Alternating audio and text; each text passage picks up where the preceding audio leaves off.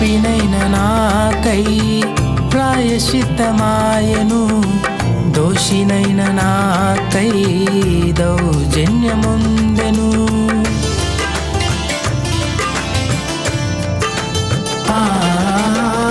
పాపినైన నాకై ప్రాయశ్చిత్తమాయను, దోషినైన నాకై దౌర్జన్యముందెను.